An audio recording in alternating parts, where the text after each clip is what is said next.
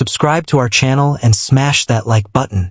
This is a story about betrayal, trust, and how a whispered truth can change everything. Have you ever felt a gut feeling that something wasn't right? Tell us in the comments below. The Billionaire's Brink. A janitor's whisper. Don't sign it. It's a trap, Camila whispered, her voice barely audible, as she leaned precariously close to Alexander Sterling's ear, feigning to wipe down the gleaming mahogany conference table. They're going to take everything from you. Alexander froze, the pen hovering mere inches from the contract that promised to redefine his empire.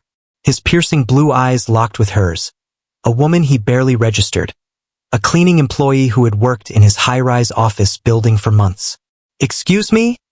murmured David Chun, his longtime partner and best friend, a frown creasing his brow. "Everything all right, Alex?" Alexander's heart hammered like a war drum.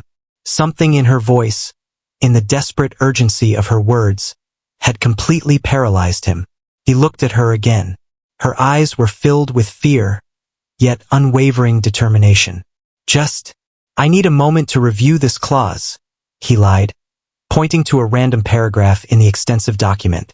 Richard Thorne, the impeccably dressed 50-year-old magnate representing the most significant merger of Alexander's career, tapped his fingers impatiently on the table.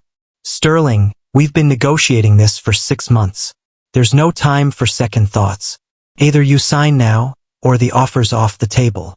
David leaned in, that familiar smile on his face, a smile Alexander had seen 1,000 times since they were kids selling lemonade on the streets of Brooklyn. "Brother, this is what we always dreamed of. Your tech company merging with Thorne Industries will make you the richest man in New York. What more do you need to know?" Alexander looked at the contract again. It was all there. Stock transfers, new executive positions, financial projections that would triple his fortune. Everything he had worked for a decade to achieve. But the cleaning woman's words echoed in his head like a siren. "Give me 5 minutes, he suddenly said, standing up. "Just 5 minutes to clear my head." "Alex!" David stood too, an alarmed expression on his face. "We can't keep Mr. Thorne waiting any longer." "5 minutes," Alexander repeated firmly, heading for the door. As soon as he stepped out of the boardroom, he felt a presence behind him. It was her, the woman who had changed everything with a single sentence. "Mr. Sterling," Camila whispered, nervously glancing down the empty hallway. "I know you don't know me, but I've been working here for months. I've seen things, I've heard conversations." "Who are you?" Alexander asked, studying her face for the first time. She was young, perhaps 28, with her hair tied back in a ponytail and the most honest eyes he had seen in a long time. "My name is Camila Sanchez. I clean the offices at night and—" She trailed off, trembling. "I know I sound crazy, but this merger isn't what it seems. They're going to steal everything from you." Alexander felt as if the floor was moving beneath his feet. For 35 years, he had trusted his business instinct, and something in this woman's voice told him she wasn't crazy at all. "What exactly do you know?" he asked in a low voice. Camila glanced towards the closed boardroom door before answering. "Your partner, Mr. Chun. I've heard his phone calls when I work at night. He and Thorne have been planning this for years. Thorne's company is bankrupt, but they're going to use its assets to cover their tracks. Once you sign, they'll transfer all the debts to your name, and you'll be ruined." Camila's words hammered at Alexander's chest. David, his lifelong brother, the only one who had been with him when his mother died, when he started his first company in a 20-square-meter apartment, when he had nothing but dreams and determination. "That's impossible," he murmured, but his voice sounded uncertain even to himself. "I have proof," Camila said quickly, pulling out her phone. "Photos of documents, recordings, it's all here." At that moment, the boardroom door opened and David poked his head out. "Alex? They're waiting for you, brother."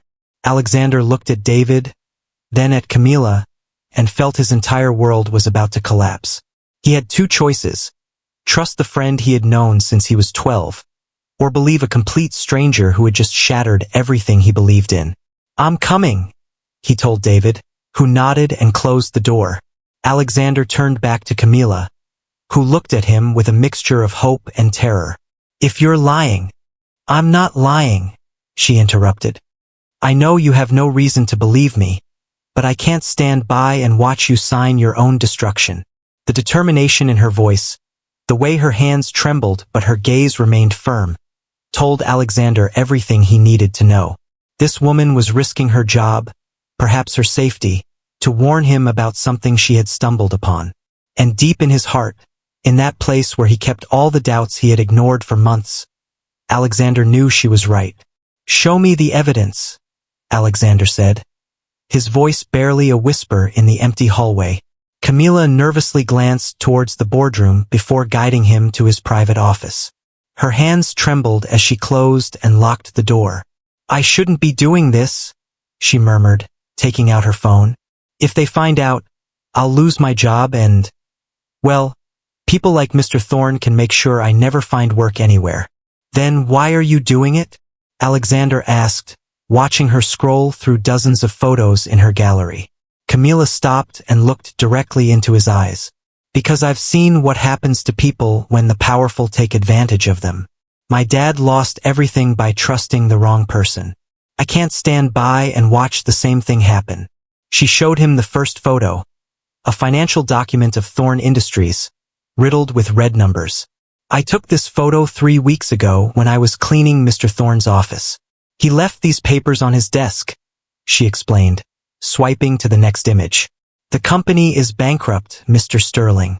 They owe over $200 million and have no way to pay it back." Alexander felt his mouth go dry. The numbers didn't lie.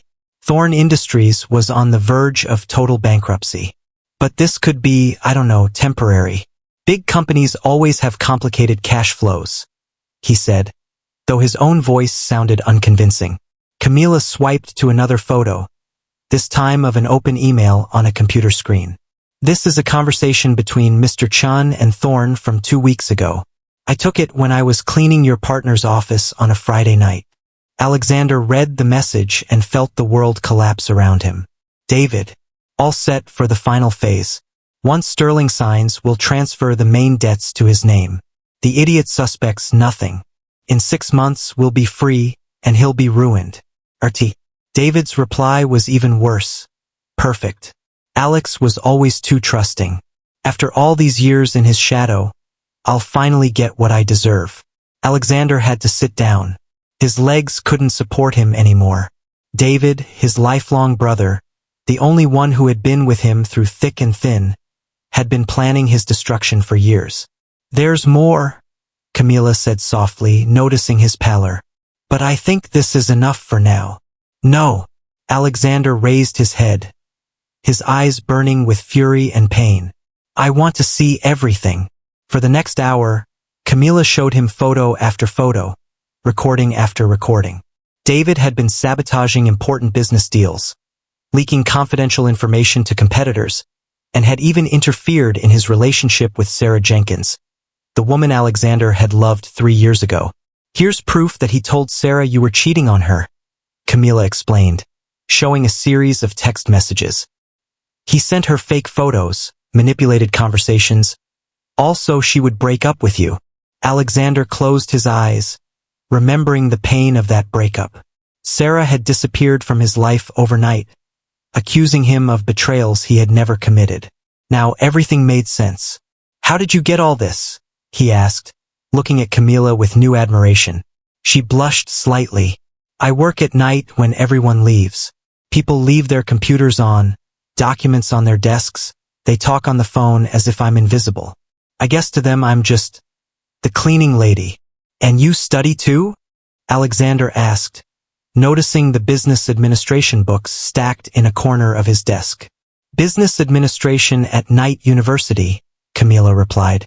"My sister is studying medicine, and well, someday I want to have my own cleaning services company."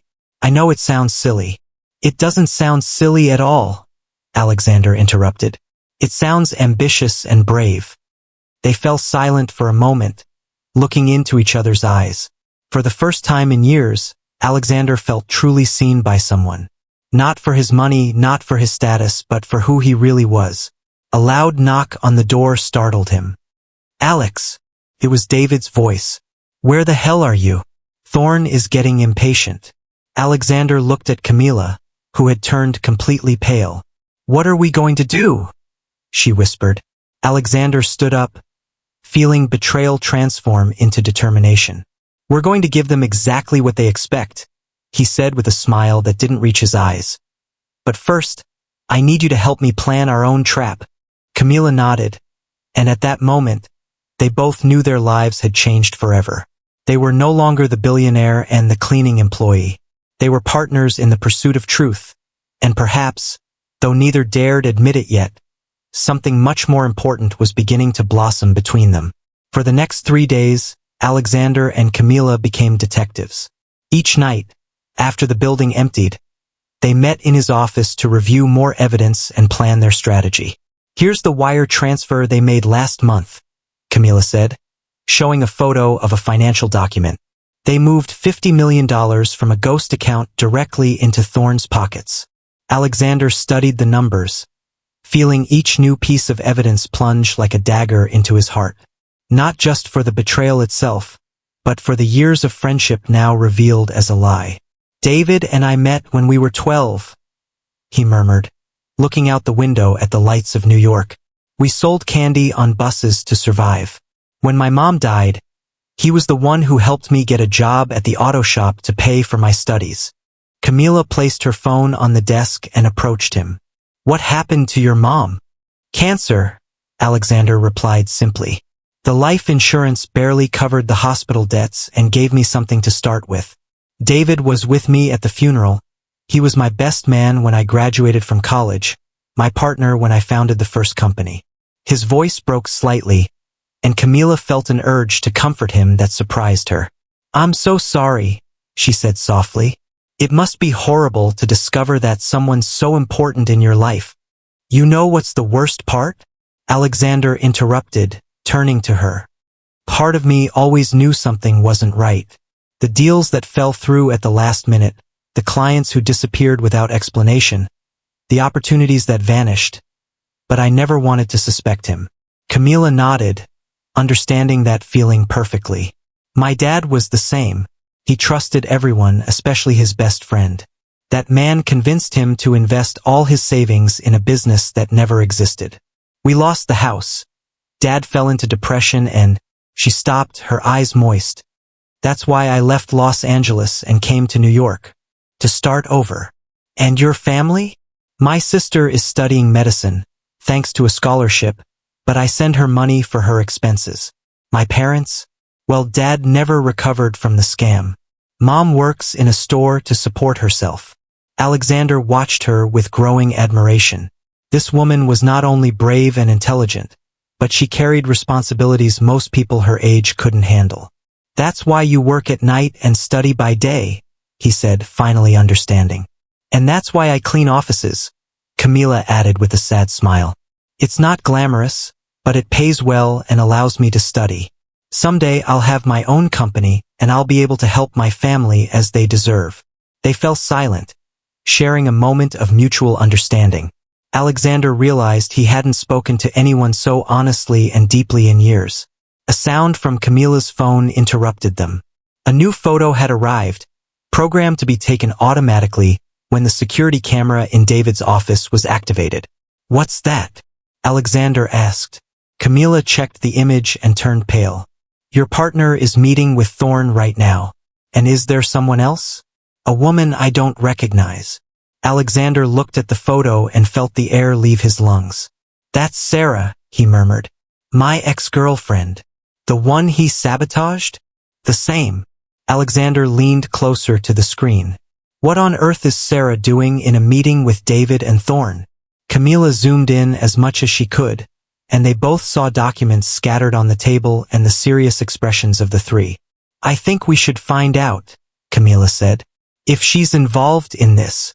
No. Alexander shook his head. Sarah's not like that. David deceived her as much as he deceived me. There must be another explanation. But even as he said it, a small, nagging doubt began to grow in his mind. What if Sarah had been collaborating with David from the beginning? What if their relationship had also been part of some elaborate plan? Camila noticed his expression and gently placed a hand on his arm. Hey, don't torture yourself with assumptions.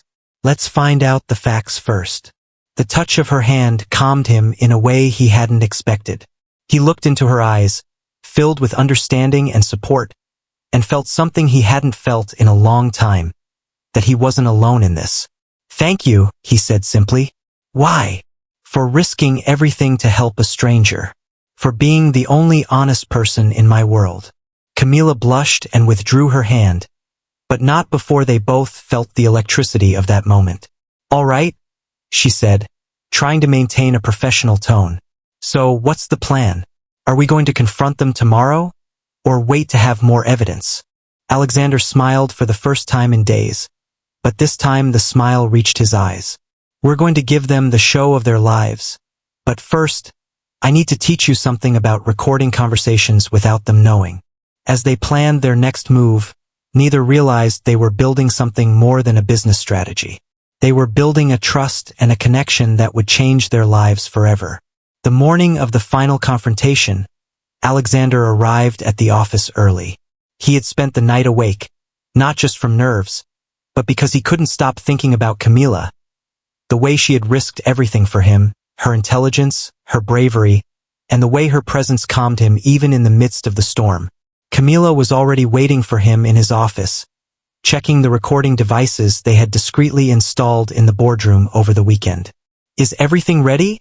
She said, showing him her tablet where they could monitor the recordings in real time. The cameras are hidden behind the paintings and the microphones under the table. Are you sure you want to be present when this explodes? Alexander asked. It could get ugly. Camila looked at him with determination. I've come this far. I'm not backing down now.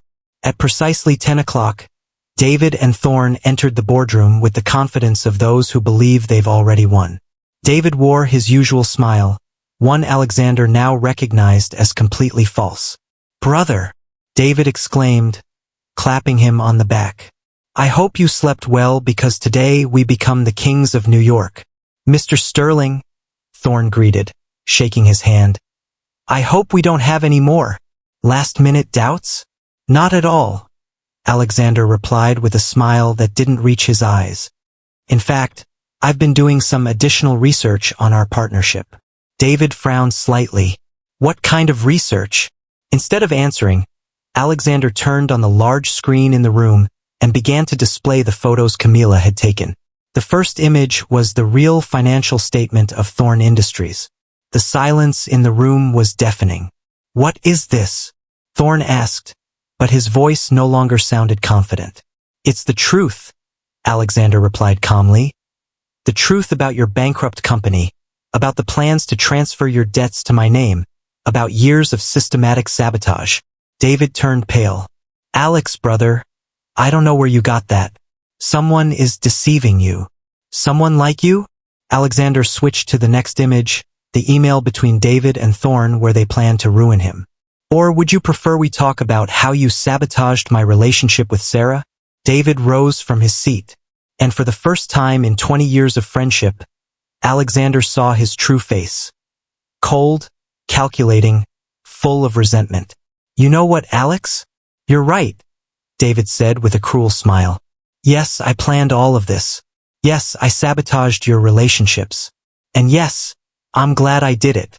Thorne tried to interrupt, but David kept talking, as if years of frustration had finally found an outlet. Do you think it was easy living in your shadow all these years? You were the smart one, the charismatic one, the one who always got everything. When your mom died, you even turned that into an advantage with the insurance money. David! Alexander felt as if he had been punched in the stomach. No! David shouted. It's time you heard the truth. You always had everything handed to you on a silver platter, the money to start the company, the luck with investors, the natural charisma. And me? I was just the loyal friend who followed you like a dog. But I always considered you my brother. Your younger brother, David interrupted. Always second. Always in your shadow. Always the one who had to settle for the scraps of your success. Thorne had discreetly stood up and was heading towards the door, but Alexander pressed a button on his remote control.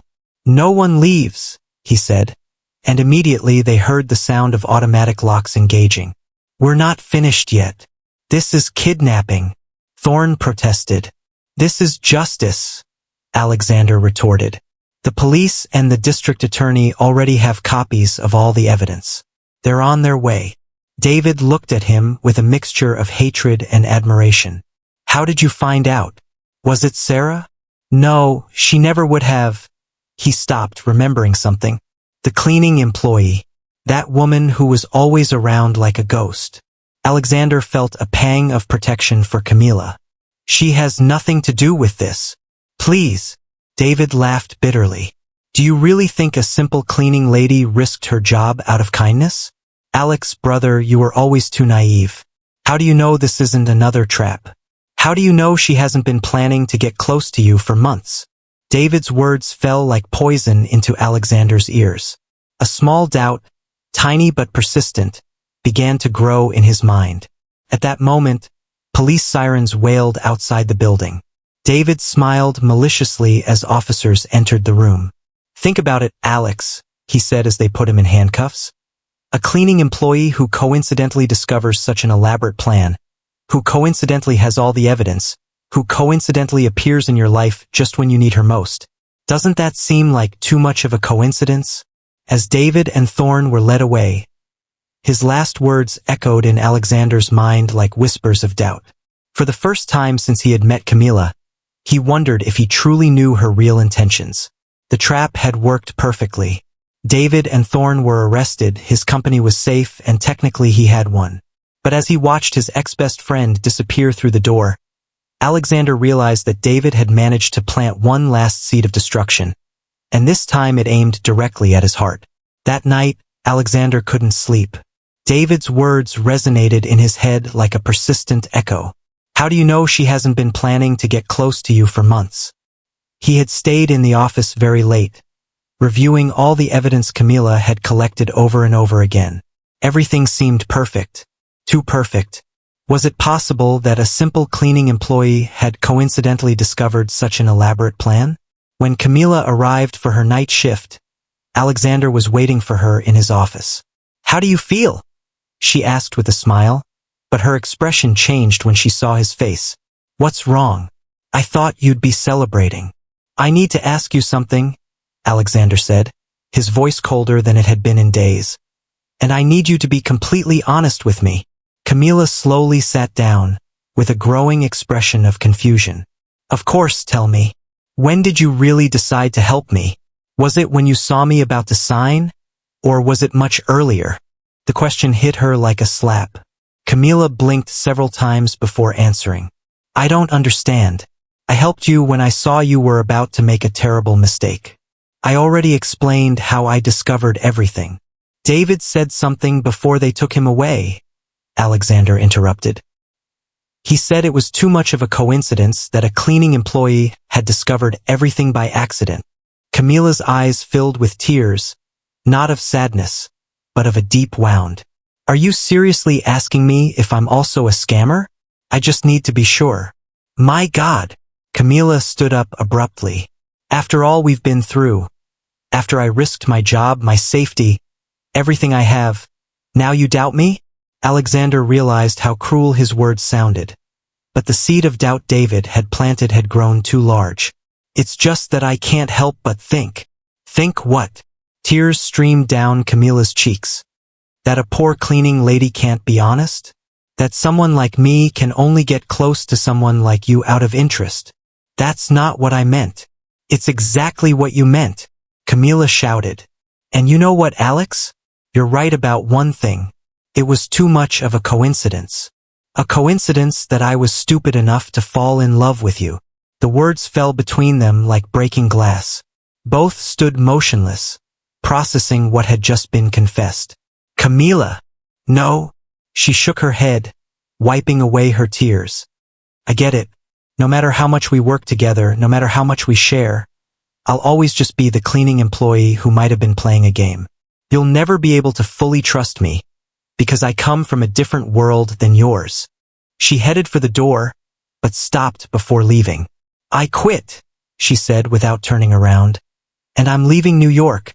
Tomorrow, I'm transferring to the University of Los Angeles. Don't worry. You'll never have to doubt my intentions again.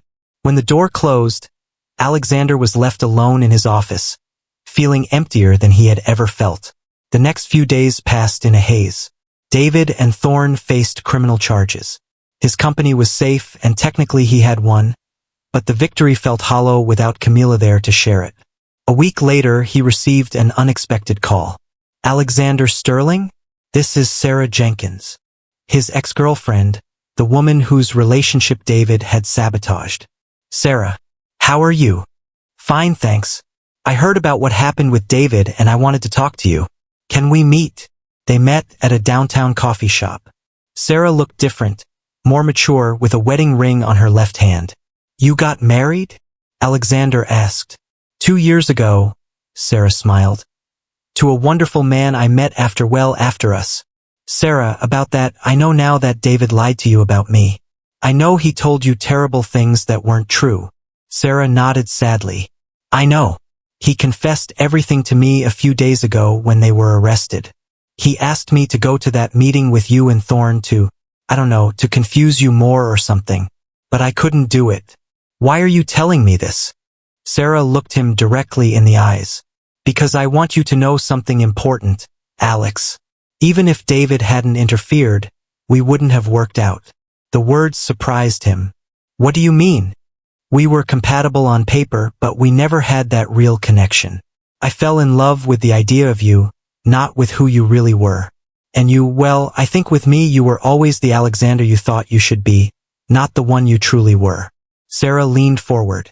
But I heard about the woman who helped you discover all this. And the way you talk about her is different. It's real. It doesn't matter anymore, Alexander murmured. I lost her by being an idiot. Did you lose her? Or did you let her go out of fear? The question hit him like a lightning bolt. Sarah was right. He hadn't lost Camila.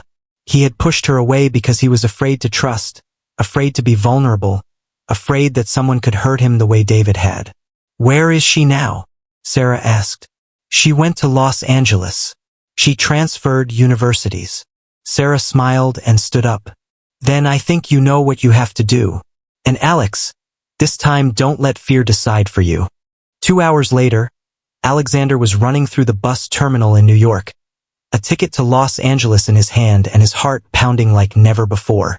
For the first time in his life, he was going to pursue something that truly mattered, without calculations, without plans, only with the hope that it wasn't too late. Camila's bus was leaving in 10 minutes, and he had only one chance to fix the biggest mistake of his life. Alexander ran onto the platform just as the bus began to move. Without a second thought, he pounded on the back door with both hands. Wait, please, he yelled, running alongside the vehicle. The driver stopped, annoyed, and opened the door. Hey, mister, what's wrong with you? Alexander climbed onto the bus, panting, desperately searching among the passengers. There she was, Camila in the window seat, her eyes red from crying, and an expression of utter shock at seeing him. Camila, he said, slowly approaching down the aisle as all the passengers watched them. Please don't leave. What are you doing here? She whispered, quickly wiping away her tears.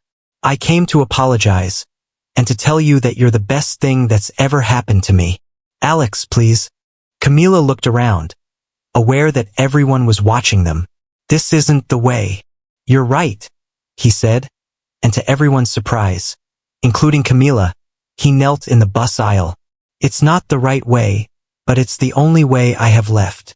The murmur of the passengers intensified, but Alexander only had eyes for her.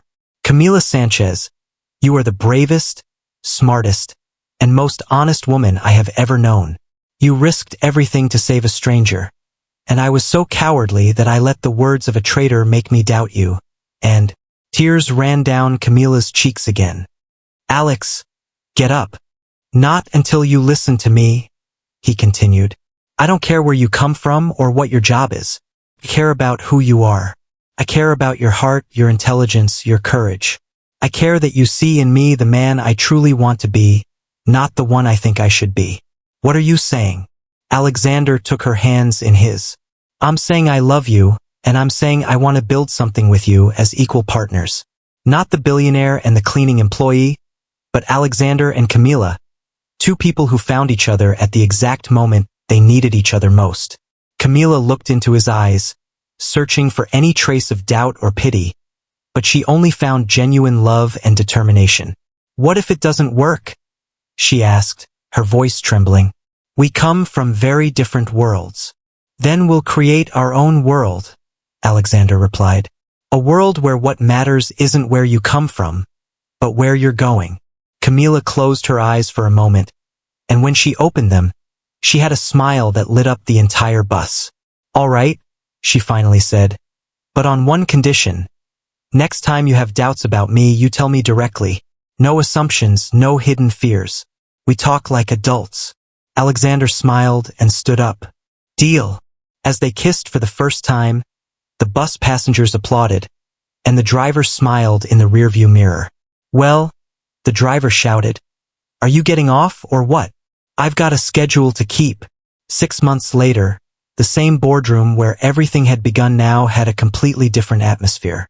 Alexander and Camila sat side by side, signing the incorporation documents for their new company, Sterling and Sanchez Consulting. Are you sure about this? Alexander asked, looking at the contracts. You can still change your mind. Camila smiled and signed her name with confidence. I've never been more sure of anything in my life. Their consulting firm had grown rapidly, specializing in helping small businesses compete with large corporations. Camila had graduated with honors and was now as respected in the business world as Alexander. By the way, Alexander said, pulling a small box from his pocket, there's one more contract I'd like you to sign. Camila looked at the box, her heart racing. Alex, Camila Sanchez, he said, kneeling for the second time, but this time in private, in the place where they had met. Will you be my partner for life? When she said yes, they both knew they had found something more valuable than any corporate merger. They had found a love built on trust, respect, and mutual admiration. David's trap had been designed to destroy Alexander, but in the end, it had been the catalyst that brought them together. And as they embraced in that boardroom, surrounded by the documents of their new life together, they both understood that sometimes the best things emerge from the darkest moments. True love isn't built on perfection, but on the ability to choose each other again and again, even when fear whispers lies in your ear. And they had chosen well. 3 years later, the morning sun streamed through the windows of the new Sterling and Sanchez Consulting building, located in the heart of downtown Los Angeles. What had started as a small borrowed office had now become a consulting firm with over 50 employees and offices in 3 cities. Alexander was reviewing the financial statements when Camila entered their shared office, carrying 2 cups of coffee and a smile that still made him feel like it was the first day. This quarter's numbers are incredible, she said, sitting at the desk opposite his. We've helped over 200 small businesses stay competitive. You know what's the best part? Alexander asked, taking her hand where their wedding ring, now a year old, gleamed. That we're doing it together. Camila smiled and looked out the window, where the building where everything had begun could be seen in the distance.